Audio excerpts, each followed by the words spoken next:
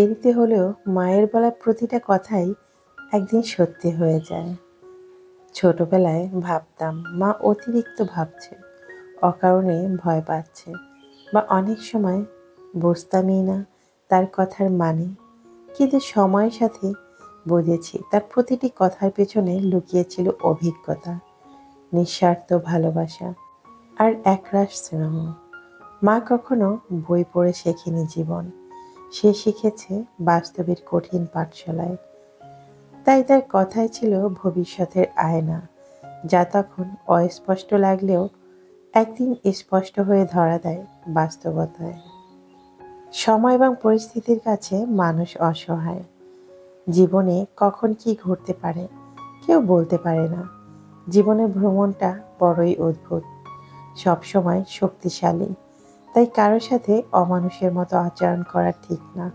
কেননা আপনাকেও বুঝিয়ে দেওয়া হবে আপনার সময় হলে। এখন আপনি যেভাবে চলবেন, কাল সেটা আপনার উপর ব্যবহার করা হবে। তাই মানুষের জীবনে যে জিনিসটা থাকা সবচেয়ে বেশি প্রয়োজন তা হলো ধৈর্য। কারণ ভালো সময়কে পাবার জন্য মানুষের ধৈর্যের প্রয়োজন, আর খারাপ সময়কে কাটিয়ে ওঠার জন্য মানুষের ধৈর্যের প্রয়োজন হয়। তাই জীবনের যে কোনো পরিস্থিতিতেই ধৈর্য ধারণ করতে হবে। সুপ্রিয় দর্শক, আসসালামু আলাইকুম। আমি লাকি, ঢাকা থেকে বলছি। লাকিস মিনি ওয়ার্ল্ডের পক্ষ থেকে আপনাদের সবাইকে শুভেচ্ছা জানাচ্ছি। কাছে কিংবা দূরে, দেশ এবং দেশের বাহিরে, যে যেখান থেকে আমার আজকের ভিডিওটি দেখছেন কিংবা দেখছেন না, আশা করছি আল্লাহ পাকের অশেষ রহমতে আপনারা সবাই খুব ভালো আছেন। আমিও আলহামদুলিল্লাহ আল্লাহ পাকের অশেষ রহমতে বেশ ভালোই আছি। চলে এলাম আজকে নতুন আরেকটি দিনের গল্প, কথা এবং কাজ নিয়ে। কেমন আছে আমার সমস্ত মিষ্টি ভাই আপুরা? আশা করছি সবাই খুব ভালো আছেন, সুস্থ আছেন, নিরাপদে আছেন। প্রায় 10 দিন পরে আজকে নতুন একটি ভিডিও নিয়ে আপনাদের মধ্যে হাজির হয়েছি। আজকে ভিডিওটি হয়তোবা নতুন শেয়ার করছি, কিন্তু ভিডিওটি পুরনো।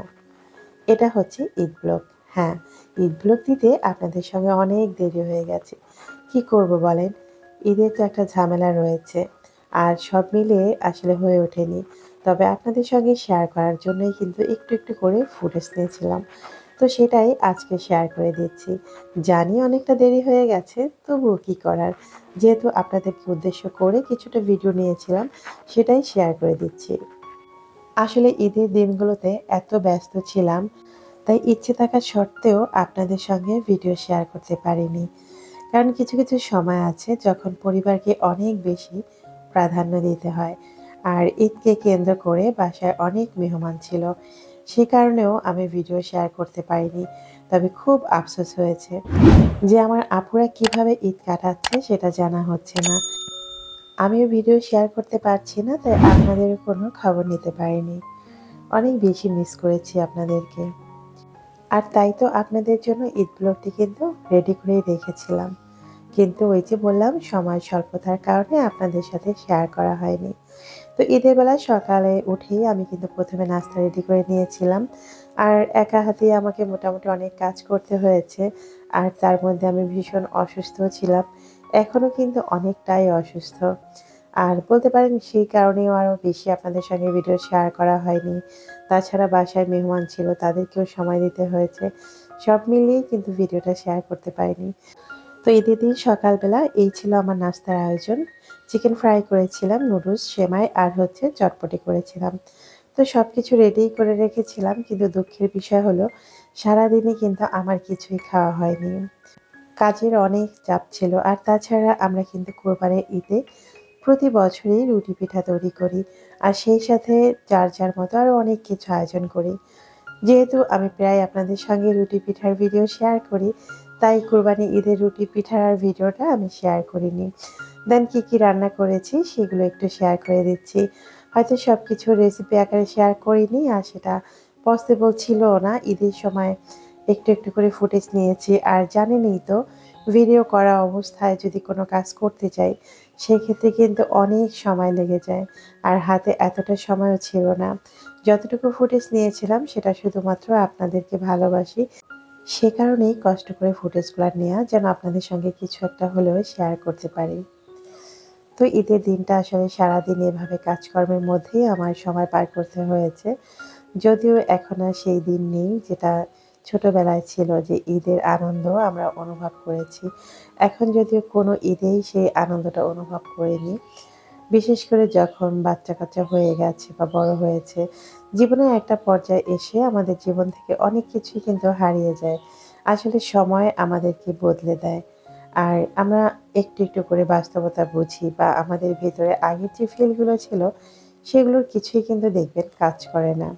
হয়তো সেই আনন্দের কিছুটা অংশ বাচ্চাদের মধ্যে কাজ করে, তবে পুরোটা না। আমরা ছোটবেলায় কিন্তু ঈদের সময় অনেক আনন্দ করতাম।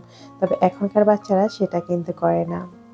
তো এই যে আমার হাতে একটা মসলা দেখতে পাচ্ছেন, এটা কিন্তু আমার একটা স্পেশাল মসলা।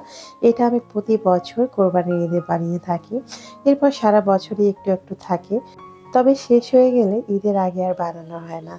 এই মসলাটা আমি তৈরি করেছি বিভিন্ন ধরনের মসলা একত্রে করে। এখানে আপনার এলাচ রয়েছে ৩ ধরনের। ছোট এলাচ, মাঝারি এলাচ, তারপর হচ্ছে বড় এলাচ। এরপর রয়েছে জয়ফল, জয়ত্রী, স্টার ফুল, তারপর আছে শাহি জিরা, তারপর সাধারণ জিরা আছে, ধনিয়া আছে, সাদা গোলমরিচ রয়েছে, কালো গোলমরিচ রয়েছে, রাঁধুনি রয়েছে। সেই সঙ্গে বেশ কয়েকটা লবঙ্গ দিয়েছি। এরকম আরো বেশ কয়েকটা মসলা আছে যেগুলো মিলিয়ে তারপর একত্রে কিন্তু আমি এটা ভেজে গুঁড়ো করে রেখেছি। তো এই মসলাটা আমি প্রতি বছর কুরবানির ঈদে কিন্তু তৈরি করি। ভেবেছিলাম এবছর কুরবানির ঈদে আপনাদের সঙ্গে এই মসলার রেসিপিটা শেয়ার করব।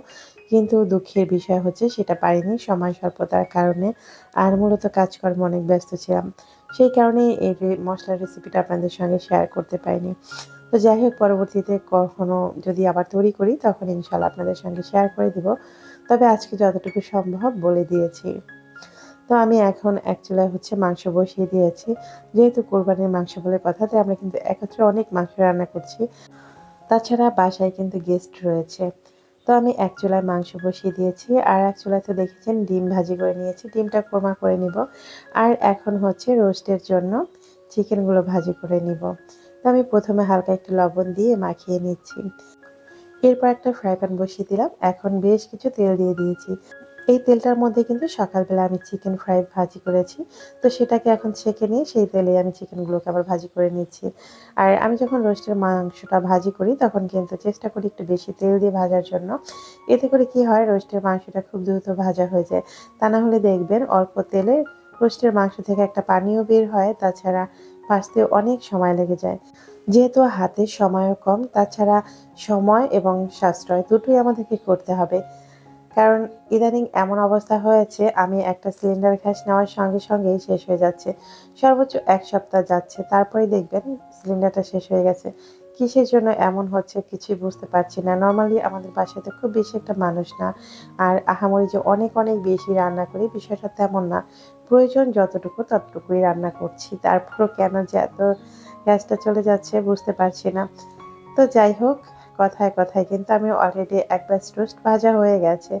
তো ঈদের দিনটা যখন আমি কাজ করছিলাম চেষ্টা করেছি একদম সারাটা দিন গুছিয়ে কাজ করার জন্য। যেন আমাকে একেবারে হযবরল না হতে হয়। এজন্য আমি টুকটাক করে সবকিছু একসঙ্গে গুছিয়ে নিয়েছি। তো এখানে দেখতে পাচ্ছেন আমি মাংসের মধ্যে বেশ কিছু বাদাম পেস্ট দিয়ে দিচ্ছি।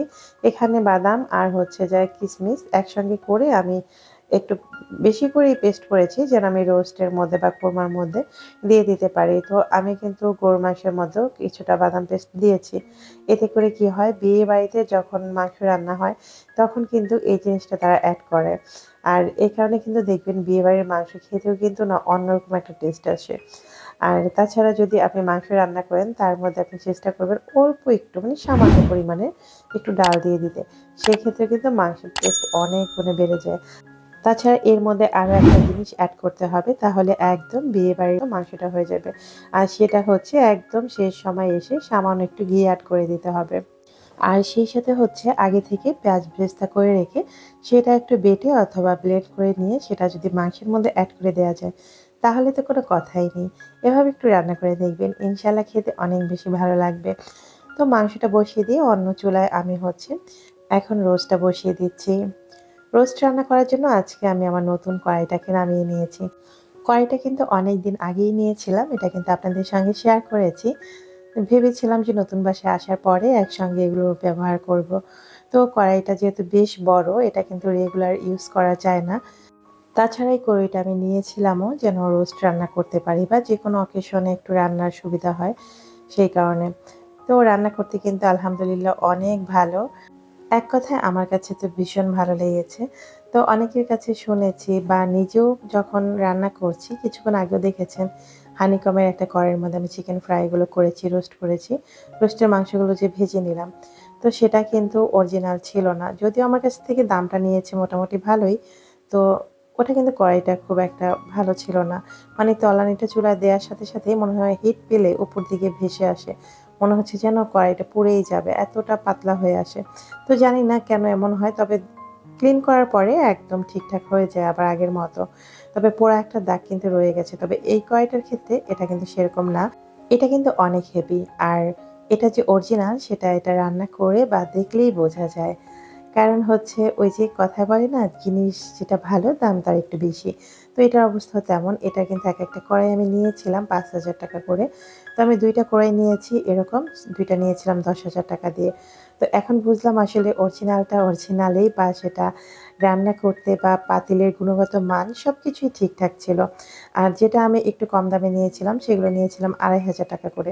তো সেগুলো কিন্তু ওই যে বললাম না কিছুক্ষণ আগে, যে অবস্থা এমন হয় যে রান্নার সময় যেন চুলায় দেওয়া মাত্রই উপর দিকে একদম পুড়ে ভেসে আসে। মনে হচ্ছে এখনই মাঝখান দিয়ে গলে যাবে। আর রান্না করতে গেলেও না অনেক সময় লেগে যায়। খুব সাবধানের সহিত সেটা রান্না করতে হয়। তো এখন বুঝলাম আসলে অরিজিনালটা সত্যিই ভালো ছিল। তো আমার অরিজিনাল কড়াইগুলো কিন্তু অনেক বড়, বড় নেয়া। চাইলেও আমি সেগুলোতে রেগুলার রান্না করতে পারবো না। তবে ইচ্ছা আছে, যদি আবার কখনো অরিজিনাল এই কড়াইগুলো পেয়ে যাই, তাহলে আরো ছোট সাইজের ২ টা করে নিয়ে নিবো। আমার কিন্তু এগুলোতে রান্না করতে ভীষণ ভালোই লাগছে। তবে এখন কিন্তু বাজারে তেমন একটা অরিজিনাল হানিকমটা পাওয়া যায় না। সবাই হয়তোবা বলে অরিজিনাল হানিকমে এটা খুব গ্যারান্টি দিয়ে দেয়। কিন্তু আসলে সেটা অরিজিনাল হয় না। আর এটার হাতল দেখলেও আপনি বুঝতে পারবেন হাতলগুলো অনেক হেভি। আর এটা যখন আপনি হাত দিয়ে ধরবেন, তখন আপনি বুঝতে পারবেন আসলে অরিজিনাল কোনটা, তারা যতই বলুক না কেন। তো যাই হোক, কড়াই নিয়ে অনেক কথা বলে ফেললাম। আর এই দিক থেকে আমি আবার ডিমের কোরমাটা বসিয়ে দিচ্ছি। সবকিছু মসলা কিন্তু আগে করে নিয়েই আমি রান্না করতে বসেছি। আর গুছিয়ে নিয়ে রান্না করলে কি হয়, এই যে তাড়াতাড়ি ঝটপট করে নেওয়া যায়। আর যেহেতু আমার কাজগুলো আমাকে একাই করতে হচ্ছে, কারণ আমার যিনি হেল্পিং হ্যান্ড তিনি তো ঈদের ছুটিতে বাড়িতে চলে গেছেন। তো আমার হেল্প কে করবে? বুঝতেই পারেন। তো আমার এখন নিজের কাজ নিজেকেই করতে হচ্ছে। তবে এখান থেকে একটা জিনিস কিন্তু ভালোই বোঝা যাচ্ছে, সেটা হচ্ছে যারা আমাদের হেল্পিং হ্যান্ড তাদেরও কিন্তু ঈদে একটা ছুটি রয়েছে। তবে আমরা যারা হাউসওয়াইফ, গৃহিণী বা মায়েরা বলতে পারেন, তাদের কিন্তু কখনোই ছুটি নেই। আসলে এই কথাটা আমি ১ম আমার মায়ের মুখ থেকে শুনেছি অনেক ছোটবেলায়। মা বলত মেয়েদের কখনো ছুটি হয় না, যতদিন পর্যন্ত তারা মৃত্যুবরণ না করে। আসলে বিষয়টা এখন তেমনই হয়েছে। ঈদের দিন মনে হচ্ছে আমাদের জন্য কাজ আরও দ্বিগুণ হয়ে গেছে। দ্বিগুণের থেকেও বেশি। তো যাই হোক, আমি এক, এক করে কিন্তু রান্না করছিলাম আর একটার পর একটা নামিয়ে নিচ্ছিলাম। কি করব, পাশাপাশি এখন আমি কিছু সালাদও কেটে নিব। আর রান্নার পাশাপাশি কি করেছি জানেন? এই যে এত কিছু মাখামাখি হচ্ছে, সেটাও কিন্তু সাথে, সাথে ক্লিন করে ফেলেছি। কারণ কাজগুলো তো আমাকেই করতে হবে একটু আগে আর পরে। তাছাড়া যদি অনেকগুলো একসঙ্গে জমে যায়, তখন কিন্তু কাজ করতে গেলে অনেক বেশি বিরক্ত লাগে আর কাজ করেও কোনো স্বস্তি পাওয়া যায় না। আমার তো ভীষণ বিরক্ত লাগে যখন প্লেট বাটি সবকিছু একদম এলোমেলো থাকে। তো যাই হোক, এক, এক করে রান্না তো কমপ্লিট করে ফেলেছি। তো ভিডিওর এ পর্যায়ে সবার কাছে একটা রিকোয়েস্ট করে নিচ্ছি, যেটা রেগুলার করে থাকি। এখন পর্যন্ত যারা, যারা আমার ভিডিওটি দেখছেন, জানি না কে, কে আমার ভিডিওর সঙ্গে এখন পর্যন্ত আছেন। যদিও ভিডিওটি আপনাদের কাছে হয়তোবা অনেক বোরিং লাগবে। কারণ ঈদ চলে গেছে, প্রায় ৯-১০ দিন হয়ে গেছে। আর আমি ঈদ ব্লগ এখন শেয়ার করছি। কি করব, ওই যে বললাম ব্যস্ততার কারণে শেয়ার করা হয়নি। তো যাই হোক, যারা, যারা এখন পর্যন্ত আমার ভিডিওর সঙ্গে আছেন, ভিডিওর নিচে একটি লাইক দিয়ে ভিডিওটি কন্টিনিউ করবেন যদি ভিডিওটি আপনার কাছে একটু ভালো লাগে। আর হ্যাঁ, ভিডিও বিষয়ে যদি আপনার কোনো মতামত থেকে থাকে, সেটা অবশ্যই কমেন্ট বক্সে কমেন্ট করে জানিয়ে দিবেন। আর আপনি যদি আজকে ১ম আমার চ্যানেলটি ভিজিট করে থাকেন, তাহলে আপনাকে উদ্দেশ্য করে বলছি, আমার কোনো কথা বা কাজ যদি আপনার কাছে একটু ভালো লেগে থাকে, তাহলে আপনি চাইলে আমার ছোট্ট পরিবারের একজন সদস্য হয়ে থেকে যেতে পারেন আমার চ্যানেলটি সাবস্ক্রাইব করে। তো দুপুরের খাওয়া-দাওয়া সবকিছু শেষ করে আমরা চলে এসেছিলাম দিয়াবাড়িতে। এটা দিয়াবাড়ি বললে ভুল হবে। এর আগেও কিন্তু আপনাদের কাছে এই জায়গাটা আমি শেয়ার করেছিলাম। এখানে কিন্তু প্রচুর গরমও লাগছিল। তারপরে দেখেন অনেক মানুষের কিন্তু মেলা বসেছে। এটা জাস্ট ছোট্ট একটা নদীর পাড়। এটা হচ্ছে উত্তরা সেন্টারের পাশেই। এখানে যে তুরাগ নদী রয়েছে, তুরাগ নদীর পাশেই কিন্তু এই জায়গাটা। ওই যে দূরে দেখতে পাচ্ছেন মেট্রো রেলটা দেখা যাচ্ছে। আর এখানে হচ্ছে পানি। এটা একটা ঝিলের পানির মতো। ঝিলের পানি বলে ভুল হবে, এখানে কিন্তু অনেকটাই পানি নদীর মতো। তো এই যে দেখতে পাচ্ছেন নদীর পাড়টা ধরে এখানে এত লোকের ভিড়, এরা হচ্ছে আসছে বোটিং করার জন্য। তো আমার ছেলে-মেয়েও কিন্তু একই অবস্থা, বোটিং করার জন্য এখানে এসেছে। ওদের উদ্দেশ্যই হচ্ছে আজকে বোটিং করবে। অলরেডি কিন্তু মাগরিবের আজান দিবে দিবে এমন একটা অবস্থা। তো আপনাদের ভাইয়া অনেক আগেই এসেছে, এসে সে কিন্তু টিকিট কেটে সিরিয়াল ধরে দাঁড়িয়ে আছে। তো একটা বোট যখন যাচ্ছে সেটা কিন্তু ৩০ মিনিট পরে ফিরে আসছে। তো এখানে বোটের সংখ্যা খুব একটা বেশি ছিল না। মনে হচ্ছে হাতে গোনা ১০-১৫টা হবে এরকম বোট ছিল। তো বোটগুলো ঘুরে আসতে আসতে সিরিয়াল পেতে অনেকটাই দেরি হয়ে গেছে। আর আমি তো ভীষণ অসুস্থ, খুবই টায়ার্ড, আর আমার পায়ে প্রচুর ব্যথা ছিল। দেন আমিও বাধ্য হয়ে ওদের সঙ্গে এসেছি। এসে এখানে একটা চেয়ার নিয়ে বসেছিলাম। আর এই যে আপনাদের জন্য একটু একটু করে ফুটেজ নিচ্ছিলাম। তো এরই মধ্যে আমার ছেলে-মেয়েও বোটিংয়ের জন্য অলরেডি নদীতে নেমে পড়েছে। অনেকটা সময় আগেই গিয়েছে। তো আমি সেটা আর লক্ষ্য করিনি। আমি যেহেতু বসেছিলাম, তো সবশেষে এসে ভাবলাম যে একটু ভিডিও করি। এই যে দেখেন অনেক সুন্দরই লাগছিল। তো আমি যখন ভিডিও করছিলাম তখন দেখলাম যে আমার ছেলে-মেয়েও এদিকে চলে আসছে বোট নিয়ে। তো ওদের আবার একটু ভিডিও ধারণ করলাম। দেখতে ভালোই লাগছিল মাশাআল্লাহ। তারা নাকি অনেক, অনেক বেশি এনজয় করেছে। যদিও আমরা কিন্তু বরিশালের মানুষ, সেটা হয়তোবা অনেকেই জানেন, আবার অনেকেই জানেন না। তো বরিশাল যেহেতু নদীমাতৃক এলাকা, আমাদের দেশে নদীর কোনো অভাব নেই।